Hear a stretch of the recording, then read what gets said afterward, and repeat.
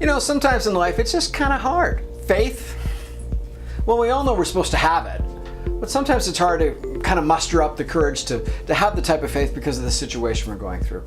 And folks, the only way I know to have the type of faith that leads us forward is to be an amazing prayer person. And that's what I want to talk to you today about on The Bottom Line. This is The Bottom Line for September 24th, 2017, Mission Possible series. Folks, faith is an amazing thing, and it's really fueled by prayer. You know, you put gas in your car, and that's what makes it all go. And prayer is what makes your faith just flourish, makes it run, makes it just go with exponential power. It takes you places you never thought you could go. But so oftentimes in regards to prayer, we somehow disqualify ourselves saying that, we're not capable of that type of prayer. I'm here to tell you today that when you pray, heavens take notice. And that the enemy that's out there, he knows that this is a spiritual battle, and he wants you to believe that it doesn't matter. I'm telling you today, your prayer matters. And when you do that, man, something amazing happens. But sometimes we're maybe a little hesitant with prayer, and we get impatient. When you're reading the story of Nehemiah, you recognize that Nehemiah knows what he's supposed to do full 4 months before he talks to the king for the permission.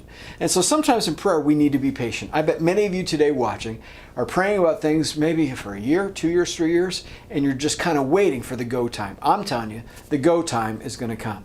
Secondly, I also don't want you to undercut your prayer. Man, if you need healing from cancer, but you got a cold, and you say, God, only heal my cold. Hey, wait a second. Step back for a second. Recognize you're talking to the King of the universe, the one who's put the stars in the skies, the one that set the world into motion. He can handle cancer as much as he can handle a cold. And so we just got to learn to ask big. We need to recognize that God wants to honor big dreams. He wants to honor big vision because he's the one that creates those things. And so if God has placed something in your heart to do, then pray those big dreams. But don't undercut it or undersell yourself going, oh, God, I think you can only do this, so I'm only going to ask you that. Don't do that. That's just absolutely wrong. Go big. Third thing we have to understand about prayer is that sometimes in prayer, we're so ready to go, and maybe we're practicing a little patience, and maybe we're asking the big requests, but maybe we're not asking, God, what do I need to do next? What needs to come into my life to see these dreams fulfilled? How do I need to move forward? And you know what? I look at Nehemiah again, and he had a series of things that had to come together. He had to ask the king for a leave of absence, and then he had to ask him for traveling safety, because there was a lot of folks that wanted to derail the plan. Then he asked that all the supplies would be given to him, unlimited budget. Then he needed to ask to get people that would catch the vision and do the work. And then through it all, he just needed God's favor. Those were some significant prayers, but they were also very logical because he knew what needed to happen. And so he went after it unashamedly and saying, God, I need you to bless this. I need you to help me to find favor in it. And finally, we have to stay determined. Like you, I've had many false starts in regards to some of the things I've prayed about, or even I've been going through life and I just get discouraged. Something happens that totally rocks my world, sets me back on my back, and I just like, I don't even want to try anymore. And folks, I'm telling you, that's where the enemy loves to get you, to not try anymore. You know what? Every attempt, every move forward with God is that step closer to knowing what he wants you to do, is that step moving into that which he's provided for you, is that place where he calls you to vision that's far beyond anything you can dream.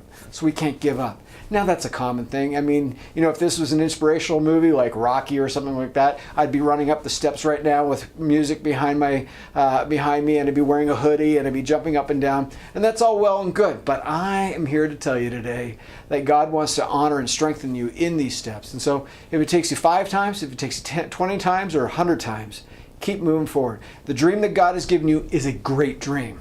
He didn't place it in your heart to mess with you. He didn't place it there so he could say, you're not good enough. He put it there because he knows you can fulfill it, because he's going to empower you to do it.